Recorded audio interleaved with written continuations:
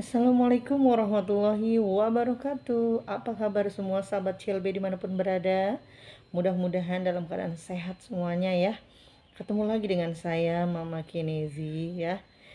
Kali ini saya mau bercerita lanjutan kemarin ya. Kita mau terusin cerita yang kemarin. Kemarin saya cerita sampai di udah nikah ya dengan suami luar biasa ini.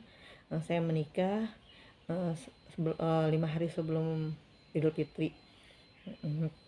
Alhamdulillah semua udah berjalan lancar walaupun tanpa restu dari keluarganya.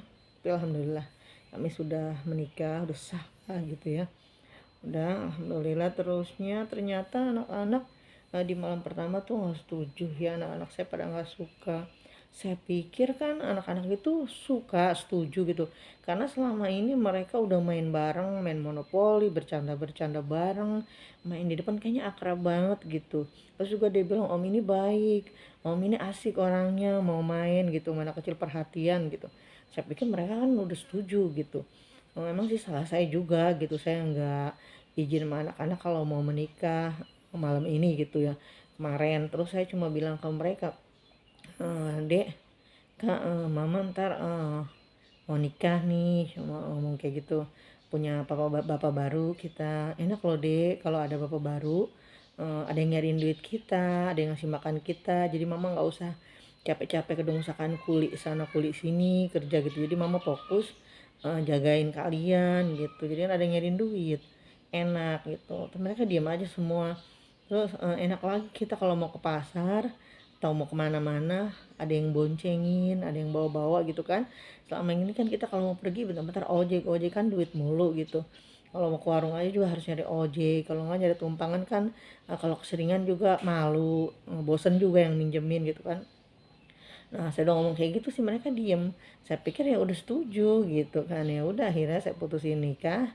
Emang karena ke satu emang ya tadi karena suami juga kurang disetujuin jadi buru-buru lah gitu nikah. Ya udah saya juga biar enak, biar ada yang melindungi, biar nggak ada fitnah sana sini, tahu sendiri kan yang namanya janda itu fitnahnya luar biasa. Pakai alis dikit dicurigain, enggak dandan dikit diomongin, dibilang kucil mulu, janda jelek mulu gitu depan lakunya. Kita pakai bedak malis dikit dibilang janda mau kemana nih. Pokoknya posisi itu posisi yang paling nggak enak gitu ya, posisi yang paling bisa nggak nyaman banget lah, nggak enak banget gitu, omongan serba salah lah kalau didengerin. Tapi alhamdulillah saya juga nggak terlalu berpikiran, nggak ambil habis gitu ya omongan orang, nggak terlalu. Saya fokus sama anak-anak saya, dan saya memutuskan menikah karena saya pengen memang ada yang tanggung jawab gitu, karena saya udah mulai kewalahan mendidik anak-anak saya sendiri gitu. Saya harus kerja, mereka nggak ada yang jaga. Akhirnya nggak terkontrol pergaulan mereka, main mereka. Saya berpikir juga barangkali kalau ada suami kan saya bisa mengontrol gitu, mendidik anak-anak dengan sempurna lah kayak orang-orang tua selayaknya gitu. Saya mendidik anak-anak saya, suami saya nyari duit gitu kan. Tapi apa yang terjadi, anak-anak saya malah nggak suka sama bapaknya gitu. Akhirnya udah satu cemberut, dua cemberut, tiga cemberut, tiap hari saya dicemberutin. Dan begitu juga kalau menjelang malam, pokoknya kalau udah jam 8 malam tuh anak-anak saya semua masuk kamar, naik kasur begitu. Kalau saya jalan pasti dia marah, dia bilang nggak boleh dia tidur di sini, sambil marah-marah. Terus saya bilang iya, enggak, dia nggak tidur di sini, suruh dia tidur di luar. Iya, dia tidur di luar gitu. Saya sambil saya nggak mau berantem sama anak-anak gitu kan. Saya juga ngerti perasaan anak-anak saya lagi cemburu gitu. Ya udah gitu, udah pokoknya tiap hari kayak gitu. Akhirnya saya merasa nggak enak dong sama si suami. Kok kayak gini terus sampai kapan gitu. Akhirnya saya ngelirik suami ke depan ngeliat, tapi suami selalu ngasih jempol dan senyum dan nyuruh saya ke dalam, ngasih tangan sana gitu. Sayanya bingung gitu, bingungnya aduh gimana sih ya, terus gimana perasaan dia, saya harus gimana gitu. Dengan kebingungan, serba salah juga bener, ini anak saya, anak suami gitu. Sementara kalau saya keluar udah malam, anak saya tuh marah. Anak saya yang gede itu hampir nggak tidur tidur, kalau pokoknya kalau belum jam 10 dia belum pulas, jagain saya takut saya keluar ngomong sama suami gitu. Pernah sih saya mau keluar ternyata dia belum tidur, belum pulas banget, saya keluar langsung dia marah. Ngapain kali ini keluar-keluaran mulu, gatel banget jadi cewek, mau marahin laki itu kan, gitu ke depan. Terus saya bilang, kok gatel, itu kan suami mama, kok kamu bilang gatel? Iyalah gatel gitu. Oh, perempuan sih kawin melulu gitu, masa apa bedanya sama bapak tukang kawin gitu. Saya bilang, ya Allah nih anak, enggak lah, ini enggak gatel, oh cuma mau ke depan dompet, enggak boleh, enggak boleh. Udah akhirnya saya ke dalam lagi ngalah.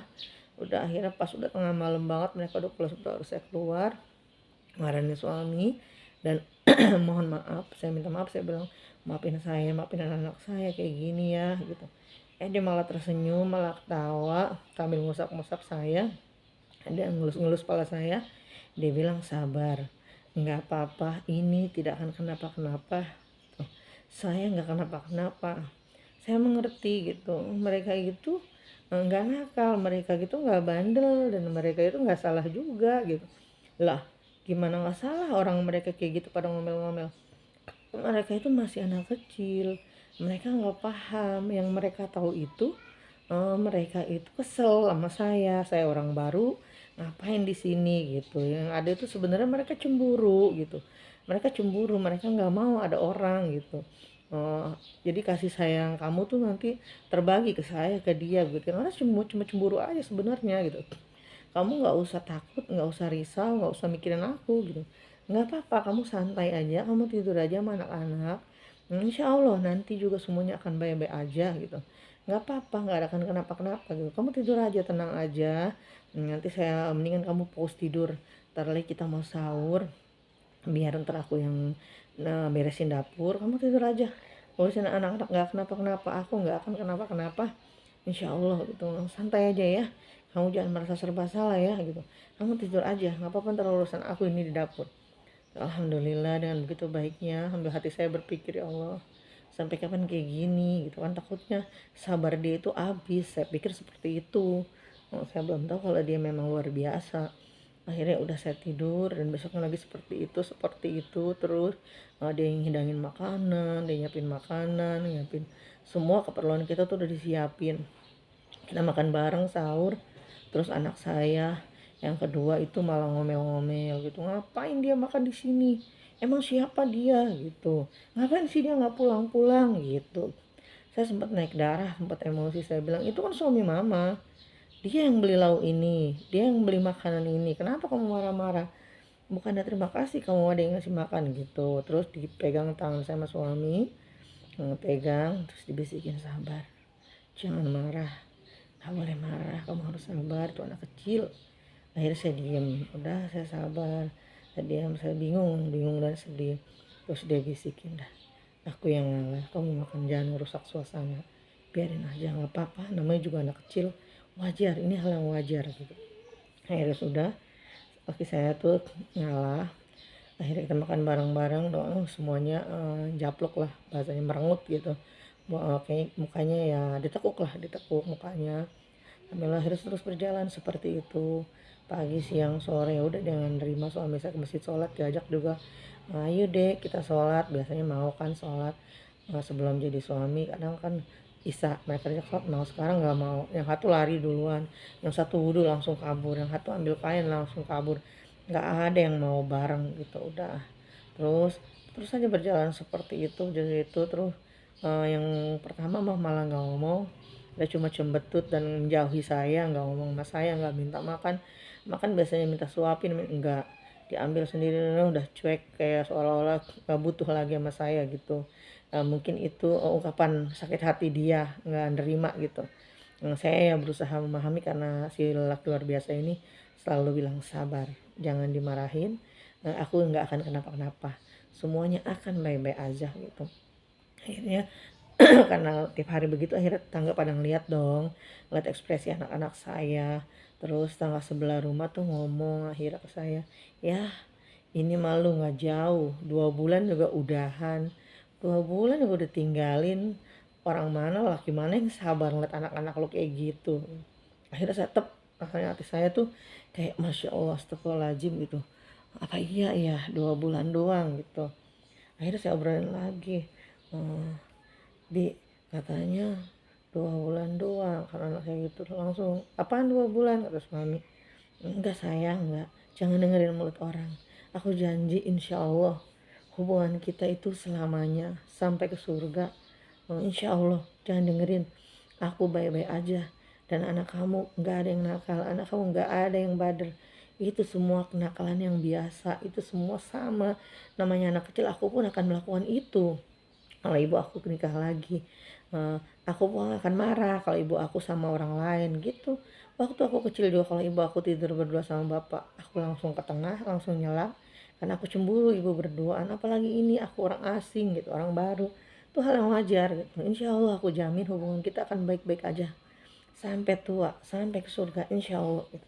Anak-anak juga besok akan baik-baik aja. Ini hanya perlu waktu, perlu penyesuaian diri gitu. Mereka belum menyesuaikan, aku dan dia belum saling mengenal. Insya Allah nanti aku akan perbaikin, aku akan lebih dekat lagi dengan anak-anak. Aku akan berusaha menyayangi mereka hingga mereka benar-benar mau sama aku dan menyayangi aku seperti aku menyayangi mereka juga gitu. Insya Allah nggak ada yang sia-sia semuanya. Yuk kita bersabar, kita berdoa, kita perjuangkan anak-anak kita. Tuh, akhirnya saya lumayan lega gitu, alhamdulillah.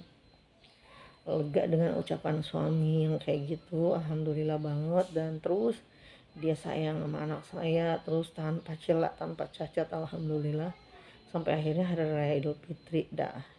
Akhirnya hari raya Idul Fitri suami ngajak ke rumah keluarganya. Saya sempat keberatan, karena kan kita belum disetujuin, ngapain kita kesana, takutnya diusir, pikiran saya takutnya dimarahin. Kata suami, jangan dipikirin itu, kita jalanin aja, kan kita anak. Anak itu ya harus datang lebih dulu, harus meminta maaf salah ataupun tidak salah gitu. Kita nggak salah, kita saling cinta gitu. Ibu saya juga dan bapak saya nggak salah, karena mereka mencintai saya, mereka khawatir dengan keadaan saya. Jadi di sini nggak ada yang salah, sama-sama nggak salah. Tapi posisinya kita muda, kita anak, itu anak dan menantu, ya kita yang harus minta maaf ke sana.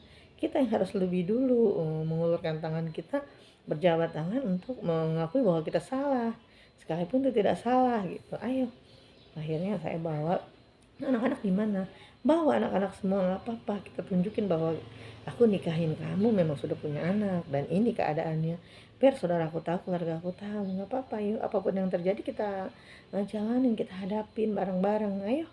Akhirnya saya berangkat bawa anak-anak, datang di hari pertama ke sana. Dan ternyata ya gitu, kita beri salam, kita salim salaman, terus ya ada yang merespon, ada yang lari ke belakang, ada yang buang muka, ada yang nangis, macam-macam lah. Ada yang ya udah pergi begitu aja, pergi. Terus akhirnya saya duduk di sudut kiri bersama anak-anak saya. Dan ya suami saya, yang suami luar biasa, yang ngasih minum, ngasih makan, ngasih kue gitu. Tapi saya bilang jangan repot-repot, saya nggak mau dikasih sama kamu. Saya maunya mau punya rumah. Kata dia, nggak mungkin lah, yang punya rumah kan kamu tahu nggak suka sama kita, nggak mungkin lah ngasih minum atau ngasih makan. Ya udah kita nikmatin aja begini, nggak apa-apa, insya Allah nggak akan kenapa-kenapa, ikutin aja. Suami yang ngambilin makan, ketupat, semua dilayanin. Anak-anak saya, ya namanya anak-anak saya memang anak cerdas ya. Nah, saya sempat komplain, ngapain sih kita di sini gitu, lama-lama di sini kayak pengemis, udah nggak ada yang ngeroin, udah nggak ada yang nanya gitu, ngapain kayak pengemis, bukannya pulang aja gitu. Terus saya peluk, saya cium, saya bisikin di kupingnya, nggak apa-apa, jangan kayak gitu, diem-diem, bentar doang, ntar juga kita pulang, dah yuk makan aja dulu, jangan mikirin orang. Saya gitu ke anak saya, jangan pikirin orang sekitar kita, yuk kita pikirin Abi sama Mama aja, yuk, yuk kita makan, terus makan kita pulang. Saya gituin ke anak saya. Anak saya akhirnya mau makan dan minum. Walaupun gak direspon, ya udah akhirnya ya udah, akhirnya saya kurang lebih 1 jam, lumayan lama ya, 1 jam lebih sih. Akhirnya saya ngajak pamit, ayo kita pulang, ini gini udah, saya udah paham. Dan suami bilang jangan sakit hati, jangan dendam, jangan benci dengan keluarga saya, karena saya menyayangi mereka, saya mencintai mereka. Sebelum ada kamu, saya sudah jatuh cinta dengan ibu dan keluarga saya. Ya akhirnya saya ya oke, gitu, dia sayang sama saya nggak masalah, yang penting dia menyayangi saya dan anak. Akhirnya saya bilang ya insya Allah iya, saya akan menyayangi mereka juga gitu. Ya udah, sampai di sini dulu sahabat CLB ya. Jangan lupa like, komen, dan subscribe-nya untuk mendukung acara saya di CLB. Sahabat CLB semua di Cinta Luar Biasa ini, dukung, subscribe ya. Banyak-banyaknya bantu, like, komennya juga biar saya semangat bikin kontennya, biar saya semangat ceritanya. Besok kita lanjutin lagi, sampai di sini dulu. Ya udah ya. Assalamualaikum warahmatullahi wabarakatuh.